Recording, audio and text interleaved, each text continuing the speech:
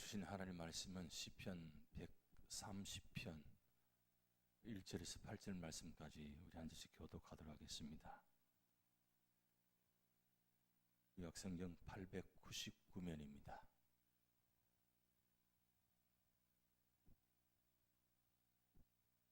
우리 한 절씩 교독하겠습니다. 여호와여, 내가 깊은 곳에서 주께 부르짖었나이다. 주여, 내 소리를 들으시며 나의 부르짖는 소리에 귀를 기울이소서. 여호와여, 주께서 죄악을 지켜보실진대 주여 누가 서리이까? 그러나 사유하심이 주께 있으면 주를 경외하게 하심이니이다. 나 곧 내 영혼은 여호와를 기다리며 나는 주의 말씀을 바라는도다. 파수꾼의 아침을 기다림보다 내 영혼이 주를 더 기다리나니 참으로 파수꾼이 아침을 기다림보다 더하도다. 이스라엘아, 여호와를 바랄지어다. 여호와께서는 인자하심과 풍성한 속량이 있음이라. 그가 이스라엘을 그의 모든 죄악에서 속량하시리로다. 아멘. 오늘 앞에 인물 좋은 청년들이 앞에 앉아 있죠. 너무 감사해요. 내일 모레면 한국 들어가는데 마지막 예배를 우리 교회에서 예배 드리고 이렇게 누가 시키지도 않았는데 앞에 나와서 저렇게 악기 연주하고 너무 청년들이 너무 좋아요.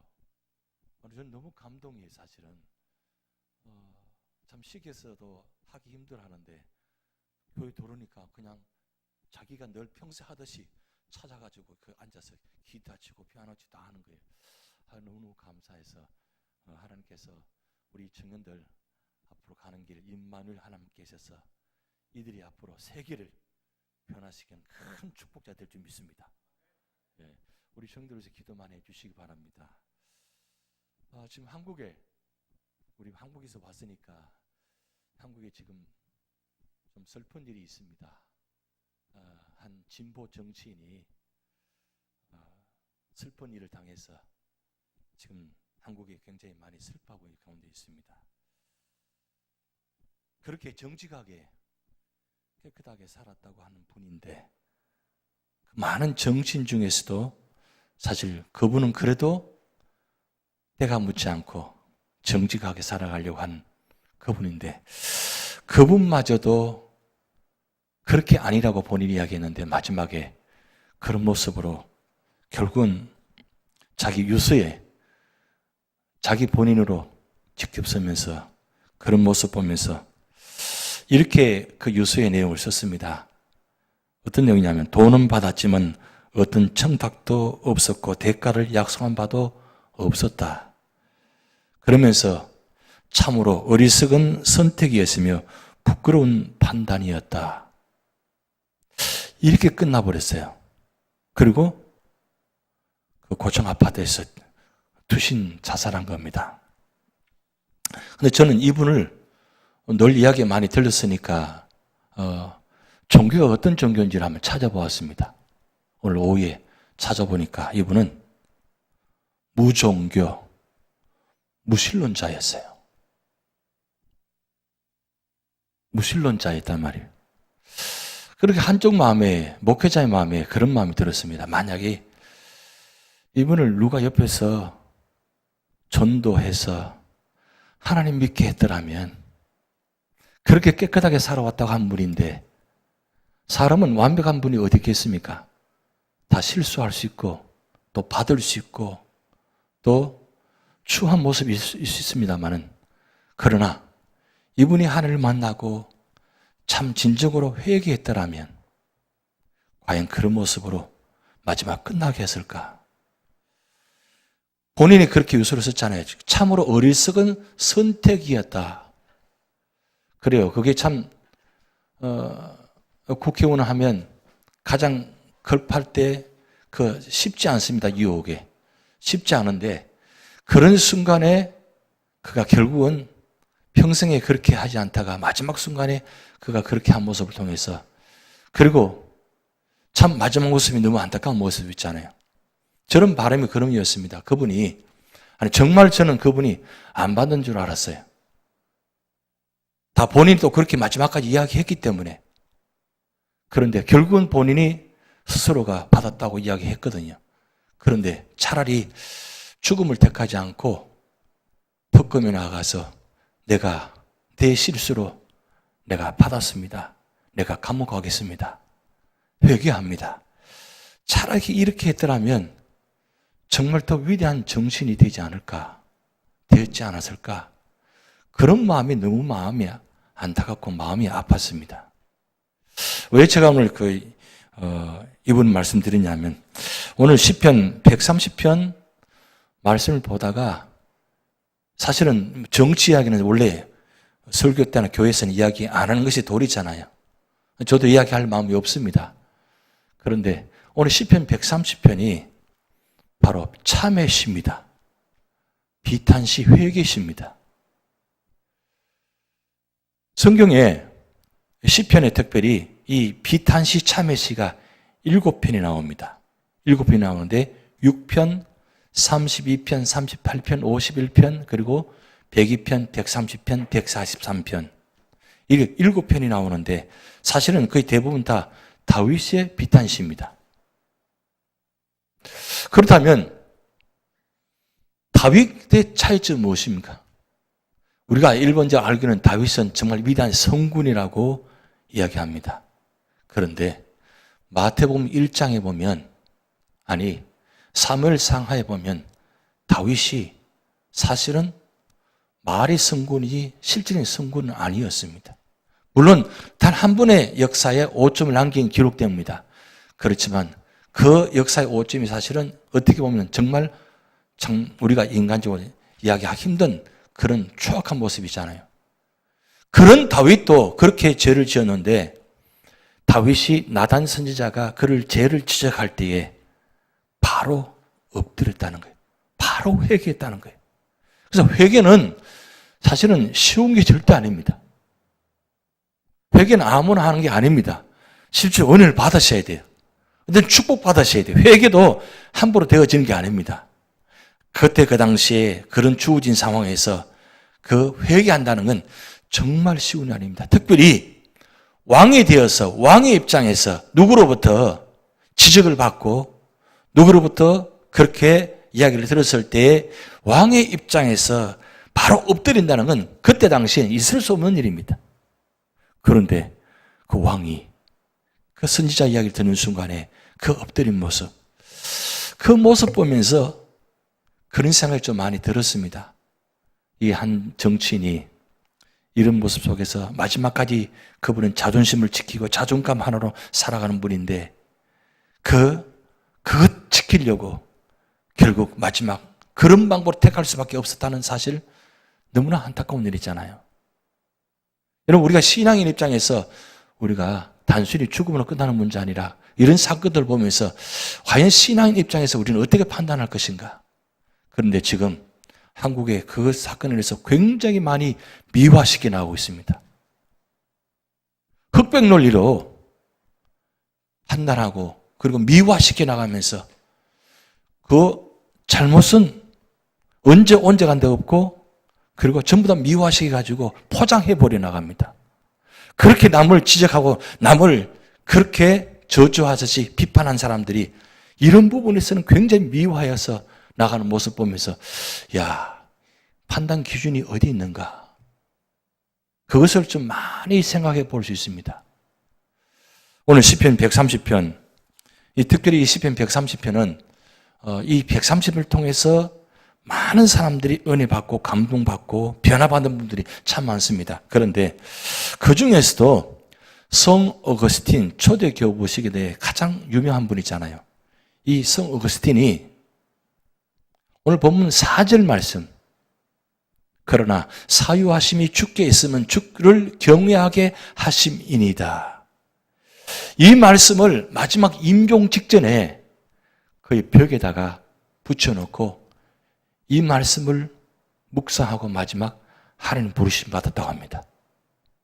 왜 이 성 어거스틴이 물론 젊었을 때 방탕하고 참으로 하나님께서 떠난 사람인데 그가 돌아와서 회심해서 하나님 믿음으로 살아가면서 마지막 정말 우리 모든 세대에게 후손들에게 이 어거스틴을 통해서 굉장히 많은 영향을 끼쳤습니다. 그리고 성 어거스틴의 고백록을 읽어보면 정말 그가 얼마나 과거의 잘못된 부분을 고백하며 참여하면서 그런 모습들을 많이 기록해 놓았어요.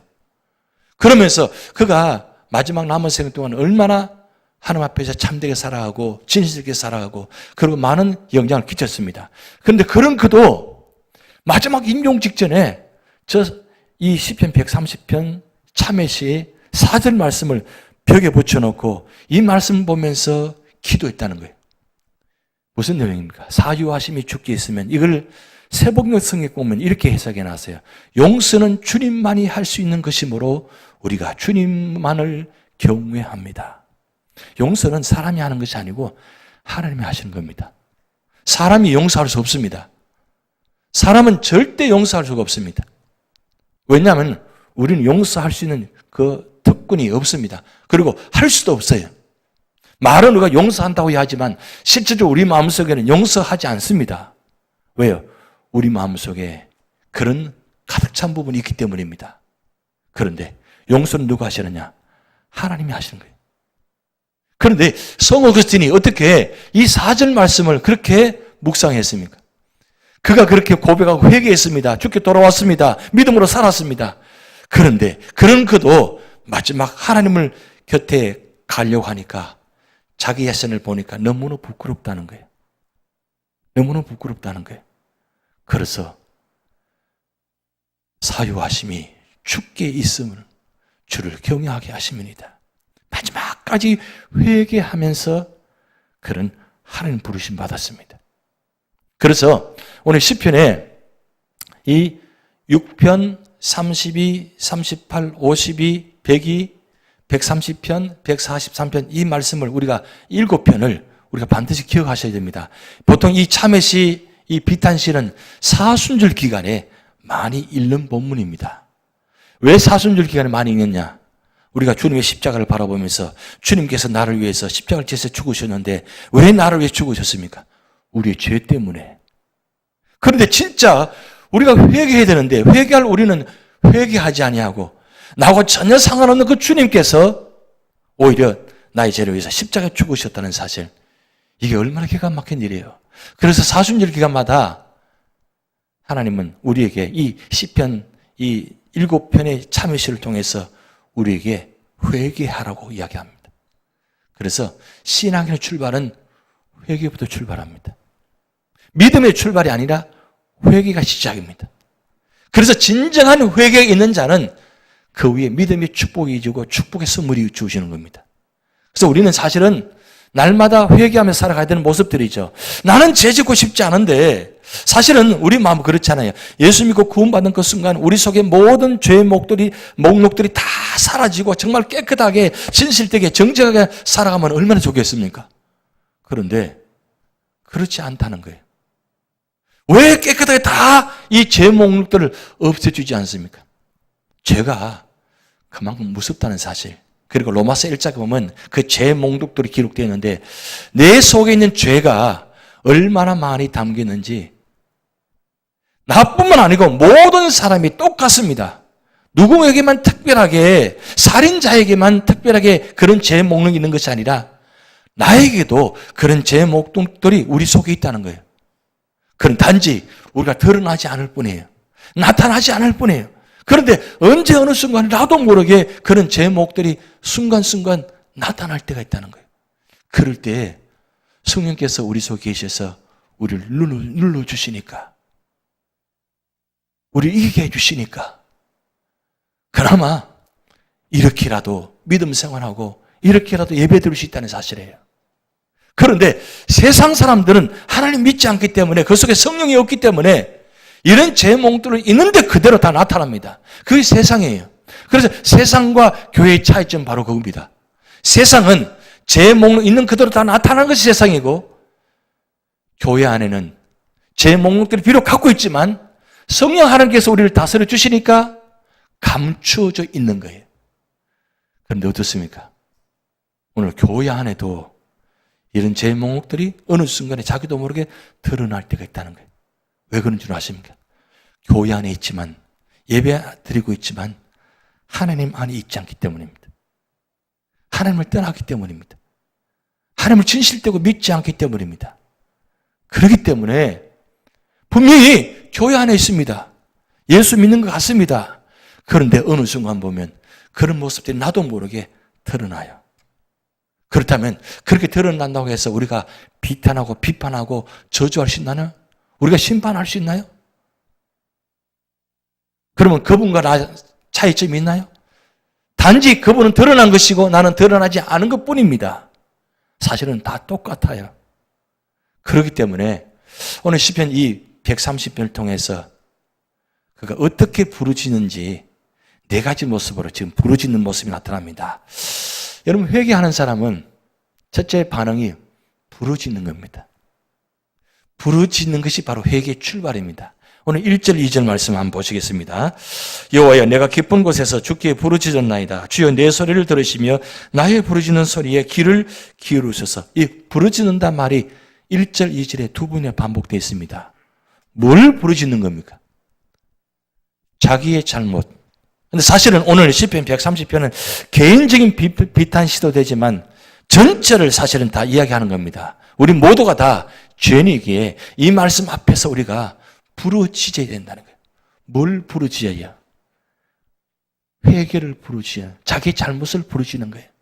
오늘 이 말씀 보면서 창세기 3장 9절 10절 말씀이 여러분 연결될 말씀입니다. 태초에 천지를 창조하시고 사람을 창조하신 후에 가장 먼저 회개의 모습이 나타나는 모습. 이 장면은 회개의 모습, 진짜 회개의 모습은 아니죠. 9절 말씀 보면 여호와 하나님이 아담을 부르시며 그에게 이르시되 내가 어디 있느냐. 10절 이르되 내가 동산에서 하나님의 소리를 듣고 내가 벗었으므로 두려워하여 숨었나이다. 이게 태초의 죄인의 모습입니다. 태초의 죄인의 모습. 죄는 숨는 것입니다.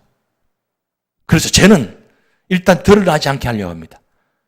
숨어버립니다. 숨게 만드는 것이 죄의 모습입니다. 왜 숨느냐? 두려운 것입니다. 죄의 특성은 죄 지은 자는 언제나 두렵게 되어 있습니다. 그래서 하나님께서 죄를 짓지 말라는 이유가 그거에 있습니다. 왜 죄를 짓지 말려고 하느냐? 두렵기 때문입니다.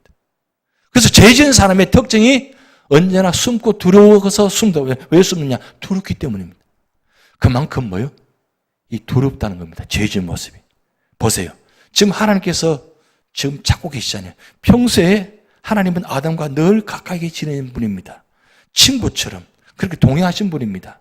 그런데 지금 보세요. 아담이 숨었잖아요. 그런데 하나님이 그 숨은 것을 몰라서 내가 어디 있느냐 물으십니까? 그래서 이 태초에 하나님께서 질문이 내가 어디 있느냐 이겁니다. 내가 어디 있냐? 사실 이 내가 어디 있느냐 이 질문은 아담에게만 질문한 것이 아니라 오늘 우리에게도 항상 내가 어디 있느냐라고 질문합니다. 내가 있는 자리, 그 모습이 과연 하나님 보시기에 기뻐하는 자리의 모습인가? 아니면 죄를 지어서 두려워서 숨은 모습인지. 그런데 뭐예요? 지금 이 아담의 모습이 어떻습니까? 회개하는 모습입니까? 회개하는 모습이 아닙니다. 내가 벗었으므로 두려워하여 숨었나이다.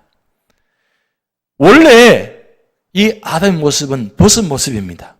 그런데 수치를 몰랐습니다. 부끄러움을 몰랐습니다. 그런데 죄를 깨닫고 난 후 죄가 돌아오는 이후부터 자기의 모습을 보게 됩니다.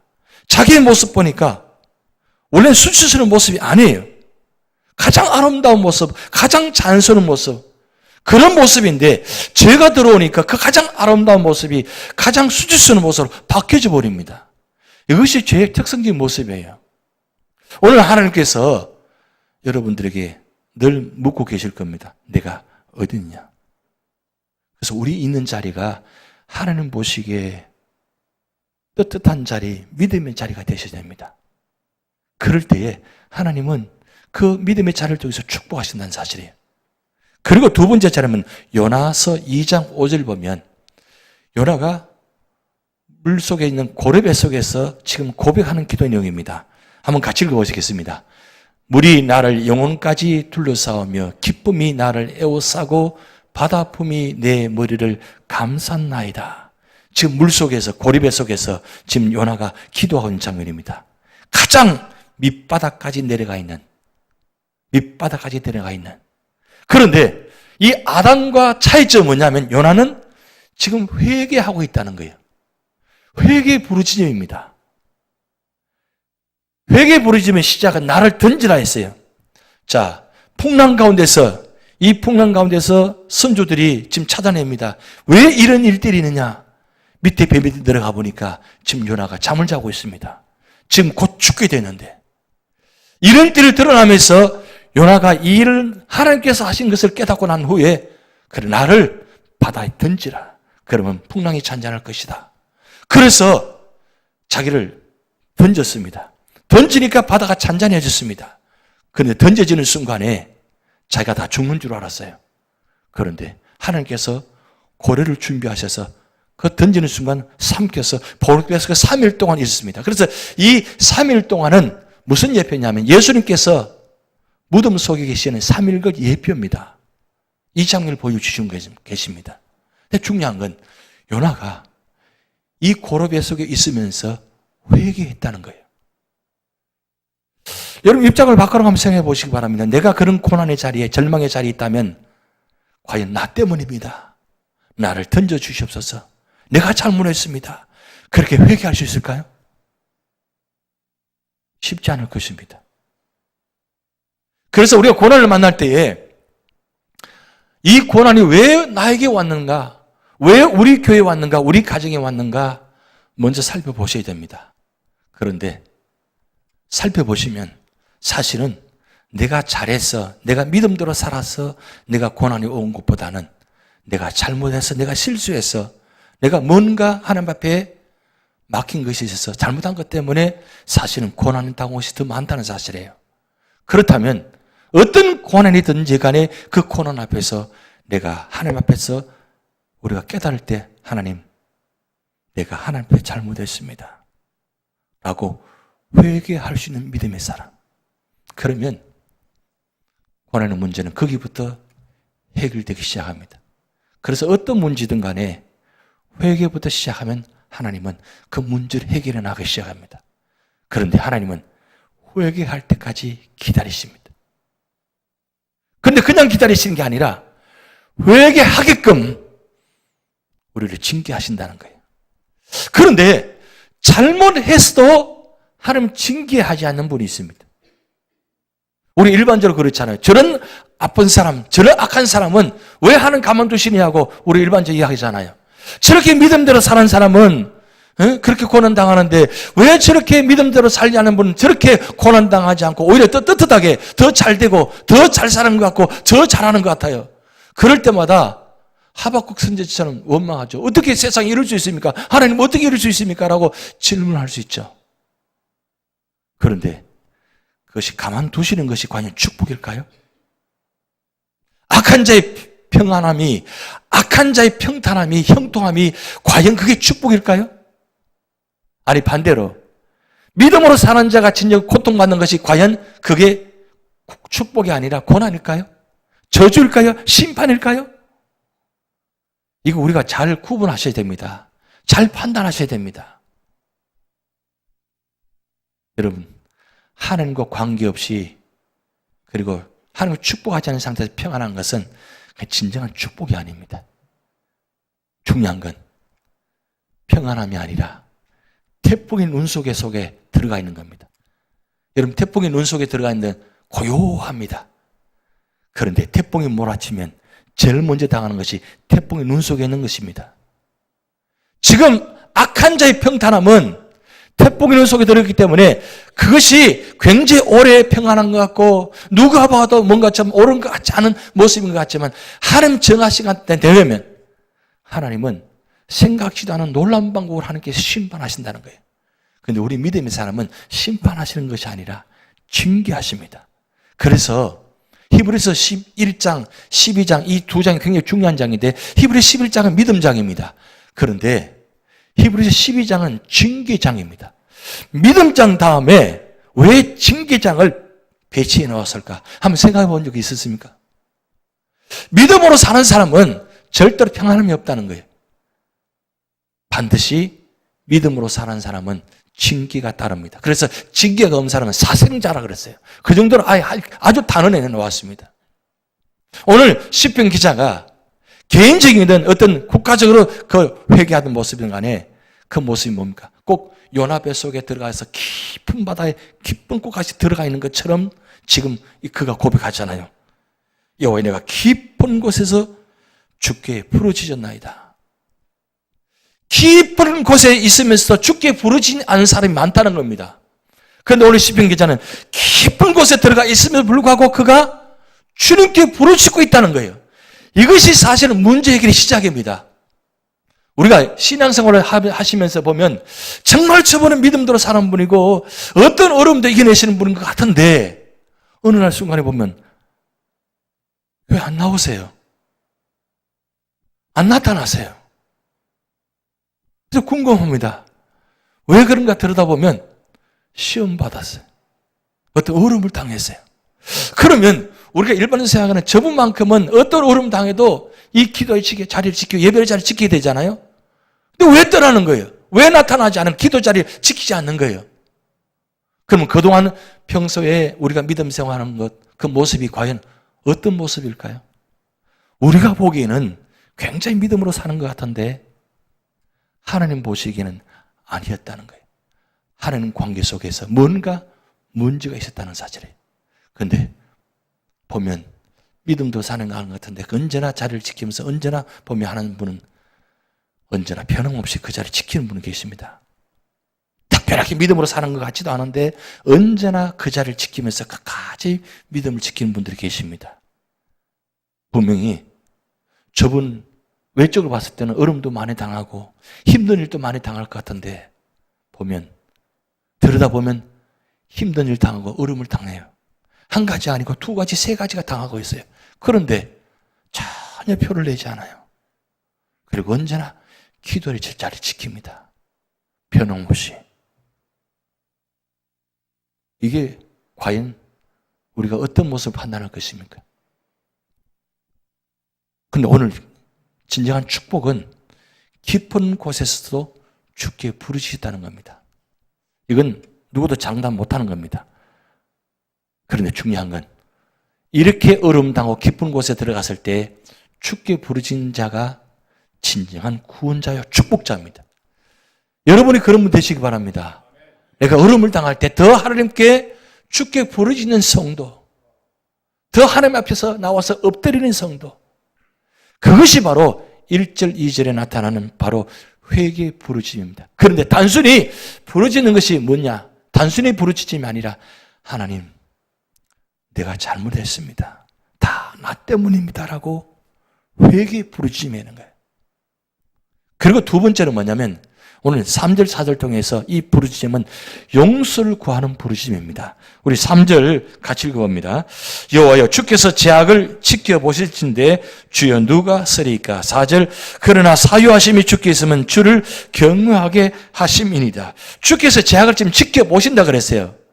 그럼 무슨 뜻입니까? 지금까지 내가 살아온 모습이 하나님께서 보시기에 용서할 수 없는 그런 죄악된 모습들이 있었다는 거예요.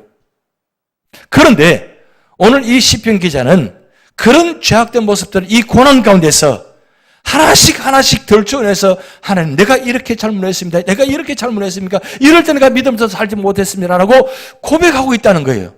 그게 바로 용서를 구하는 기도입니다.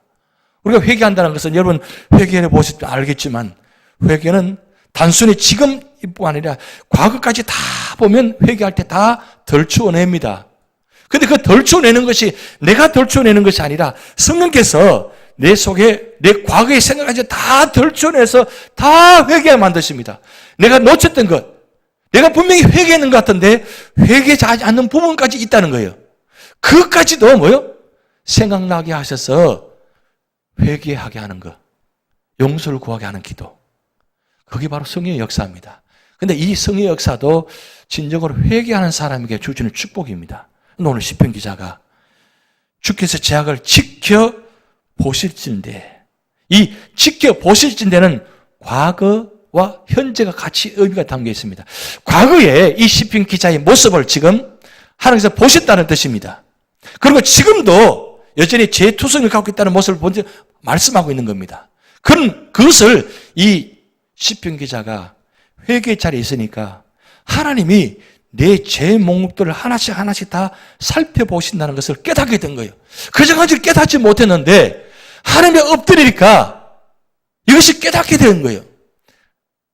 여러분, 우리가 진정으로 회개하면 하나님께서 그렇게 회개하게 만드실 뿐만 아니라 그 회개하시는 순간순간마다 하나님께서 하나씩 하나씩 용서하시는 모습을 주십니다. 하나씩 말씀하십니다. 내가 너를 용서했다. 내가 너를 용서했다. 그게 바로 회개의 축복입니다. 그래서 요한 1서 1장 9절 말씀 보면 만일 우리가 우리 죄를 자백하면 그는 미쁘시고 의로우사 우리 죄를 사하시며 우리를 모든 불의에서 뭐라고 했습니까? 깨끗하게 하실 것이요. 우리가 진실되게 하나님 앞에 자백하면, 고백하면, 그런데 고백이라고만 하지 않고 자백하면이라고 했어요. 자백은 뭡니까? 스스로 내가 죄를 지었습니다라고 고백하는 겁니다. 이게 굉장히 중요한 거예요. 누구 강의에 의해서, 누구 강압에 의해서 자백하는 것이 아니라 자기 스스로 성령의 은혜로 말미암아 깨닫게 되어지고, 그리고 하나님 앞에 내가 이렇게 잘못했습니다라고 고백하게 되면 하나님은 의로우신 분이기 때문에 우리를 뭐요? 다 죄를 사해 주신다는 거예요. 그리고 그 모든 죄를 깨끗하게 하실 것이다. 모든 죄의 목록을 뭐요? 다 지워버린다는 거예요. 기억하지도 아니하신다 그랬어요. 우리 수만 가지 죄악들을 하나님은 기억하지 아니하고 처음 보시듯이 보신다는 거예요. 깨끗하고 순결한 모습을 그대로 보신다는 거예요. 그게 하나님께서 용서를 주시는 모습입니다. 그런데 이 용서는 누구의? 회개하여는 자에게 주시는 용서의 말씀입니다. 그러면서 오늘 시편 기자는 5절 6절 말씀에 그 부르짖음이 인내 부르짖음입니다. 한번 5절을 같이 읽어봅니다. 5절 나 곧 내 영혼은 여호와를 기다리며 나는 주의 말씀을 바란다. 6절 파수꾼이 아침을 기다림보다 내 영혼이 주를 더 기다리나니 참으로 파수꾼이 아침을 기다림보다 더하도다. 여기 파수꾼이 단어가 두 번 나옵니다. 왜 여기에 파수꾼을 이름을 올려놨을까요? 여러분, 아침을 기다리는 사람 중에서 가장 기다리는 사람 누굽니까? 파수꾼입니다. 밤새도록 잠 한숨 자지 못하고 지키는 사람이 파수꾼이잖아요. 왜 아침에 오고 기다립니까? 빨리 끝나야 되니까. 빨리 끝나야. 그 심정으로 지금 기다리는 거예요. 그 어떻게 기다리냐? 지금 내가 지금 하나님 앞에 용서를 구하고 부르짖고 회개하고 있는데 그 바란다는 것은 주님께서 내게 빨리 오셔서 내 모든 죄를 용서를 구하는 마음. 빨리 회개하고 빨리 회복되기를 원하는 마음. 그런 마음으로 지금 이 5절 6절 말씀에 기록해 놨어요. 그래서 바란다는 거예요. 여러분, 이 바람이 얼마나 중요한지 모릅니다. 주만 바라볼지라. 이 바란다는 것은 온 목숨을 걸고 온 마음을 다해서 바라는 겁니다. 여러분, 예배 드릴 때, 말씀을 들을 때, 그리고 우리가 기도 제목 우리가 아를 때에 어느 정도까지 여러분 마음을 아뢰고 계십니까? 요나서 2장 4절 말씀에 이렇게 그 요나가 회개 기도인데 내가 말하기를 내가 주의 목전에서 쫓겨났을지라도 다시 주의 성전을 바라보겠다 하였나이다. 보세요. 지금 고래 뱃속에서 뭐라고 고백합니까? 나는 이미 쫓겨난 인물이다. 근데 쫓겨났을지라도 어디를 바라봐요? 주의 성전을 바라보는 신앙. 이 대단한 믿음 아닙니까? 고래 뱃속에 들어가도 뭐요? 주의 성전을 바라보는 신앙. 포로로 70년간 잡혀갔는데 포로로 잡혀가는 그 바벨론 땅에서 주의 성전을 바라보는 신앙. 하나님은 성전을 바라보는 자에게는 반드시 회복하게 하겠습니다. 성전을 바라볼 수가 있는 것은 무슨 뜻입니까? 자기 그만큼 회개한다는 뜻이에요. 주님 앞에 바로 서겠다는 뜻입니다. 믿음대로 살겠다는 뜻입니다. 그래서 이 고려배 속에 있으면서도 언제나 고백하는 신앙. 그래서 예레미야 애가 3장 25절 26절 말씀에 25절 26절 같이 한번 읽어보시겠습니다. 기다리는 자들에게나 구하는 영혼들에게 여호와는 선하시도다. 26절 사람이 여호와의 구원을 바라고 잠잠히 기다림이 좋도다. 근데 왜 여기 보면 잠잠히 기다리려냐면 내가 참지 못해가지고 내가 불쑥 드러날 때가 있어요. 아니 죄 지은 사람이 오히려 너는 죄인이라 하면 화를 내잖아요. 그게 인간의 사람의 심보입니다. 그런데 하나님께서 우리에게 분명히 회개하는 자에게는 분명히 회복시켜 주신다는 말씀이 있는데 그거 참지 못해가지고 기다리지 못해가지고 또 실수하는 거예요. 또 잘못하는 거예요. 그게 우리 모습이라는 거예요. 여러분, 그래서 경건한 믿음 생활하는 사람의 태도가 세 가지입니다. 그것은 믿음의 태도입니다. 어떤 상황에도 믿음을 지키려 하는 태도. 그리고 이 경건한 사람은, 믿음으로 사는 사람은 언제나 인내하며 기다립니다. 힘들고 어려워도 끝까지 기다립니다. 언제까지요? 하나님께서 축복하실 때까지, 응답하실 때까지 기다립니다. 인내합니다. 어떤 풍파장이 일어날지라도 할지라도 거기에 변하지 않고 언제나 기다리는 신앙. 그리고 중요한 건 이런 믿음의 사람에게는 하나님 안에서 아직 응답이 되지 않음에도 불구하고 평안함을 허락하십니다. 안식을 주세요. 그래서 응답의 시작은 우리 마음의 평안함입니다. 이게 바로 응답의 시작입니다. 우리가 뭔가 기도하는데 하나님께서 응답해 주시지 않은 것 같은데 먼저 말니까 내가 기도하면 마음이 편안해요. 이렇게 이야기할 때 있잖아요. 그건 바로 응답의 시작입니다. 하나님께서. 그래서 믿음으로 살아가고 진정으로 회개하는 자에게 주시는 축복이 바로 그거예요. 하나님 안에서 안식을 누리면서 살아간다는 거예요. 그 안에 자유함을 누리면서 살아간다는 거예요. 그 안에 평안함이 있다는 거예요. 그 안에 형통함이 있다는 거예요. 그런 축복을 주신다는 겁니다. 그러면서 오늘 시편 기자가 7절 8절 말씀에 이렇게 말씀하고 있습니다. 이스라엘아 여호와를 바랄지어다. 여호와께서 인자심과 풍성한 속량이 있음이라. 그가 이스라엘을 그의 모든 작에서 속량하시리로다. 이게 바로 확신의 부르짖음입니다. 처음에 시작은 회개의 부르짖음입니다. 그런데 회개할 때 그 순간부터 이 회개자는 무슨 마음이냐? 내가 회개하면 하나님은 반드시 내 죄를 용서하신다는 그 확신함이 있습니다. 그 확신함이 있기 때문에 인내할 수 있는 거예요. 그래서 시편 86편 5절 말씀에 우리 같이 읽어보시겠습니다. 주는 선하사 사죄하기를 즐거워하시며 주께 부르짖는 자에게는 인자함이 후하심이니이다. 시편 86편 5절 말씀 꼭 기억하시기 바랍니다. 주님은 언제나 선하시기에 우리를 뭐요? 용서하시기를 즐거워하신다 그랬어요. 용서하시기를 즐거워하신다 그랬어요.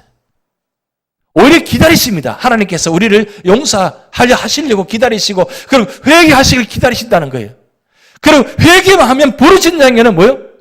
그 인자하심과 후하심이 축복이 사랑이 넘치도록 채워주신다는 거예요. 그렇기 때문에 우리 삶의 자리에 이 회개는 오히려 우리에게는 축복입니다. 그런데 사실 회개는 고통입니다. 여러분 회개할 때 그냥 즐거운 마음으로 회개하는 사람이 어디 있겠어요? 고통스럽습니다.